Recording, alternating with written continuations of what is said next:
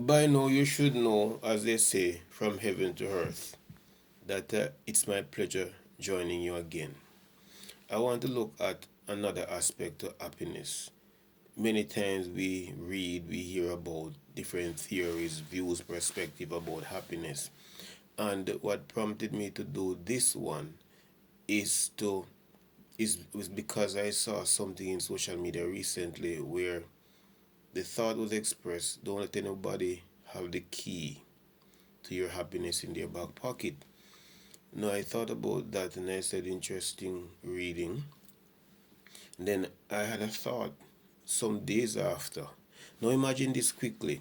You know about deadbolt that they put on doors, and it's difficult to kick off a door like that. It's harder kicking it from outside than it would be kicking it off or kicking it out from the inside. Deadbolt. Now I want you to imagine that you leave home and you live with other people. You decided not to carry your key with you. So when you come back home, now you start knocking on the door for someone to open and let you in.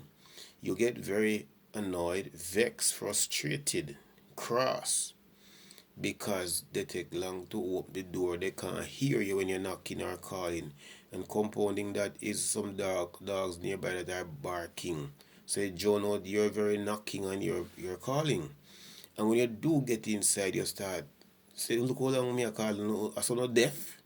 Now, had you walk with your own key, you would not be subjecting yourself to all of that. You'd have just pull the door and go in. I want you to consider this. If you allow somebody to put a deadbolt on the door to your happiness, then you're gonna have to rely on them to take that bolt off for you to go and reach for that happiness, right? But just consider that you're not gonna put on any deadbolt or allow anyone that is to put any deadbolt on the door to your happiness because you'll be relying on them to open it for you. And if there's some distraction, then you might just not be able to tap into that happiness, that door of happiness. So do not allow anyone to put a deadbolt on your door to happiness. You must be aiming to be self-reliant. Mark you at the top of this post. I said there's a combination of happiness or sources from which it can come. But if you trust yourself, and usually we trust yourself more than we trust others, so tell me then, shouldn't you be ensuring that the happiness is found within you, yourself, who you trust, and on somebody else, in somebody else? Think about it.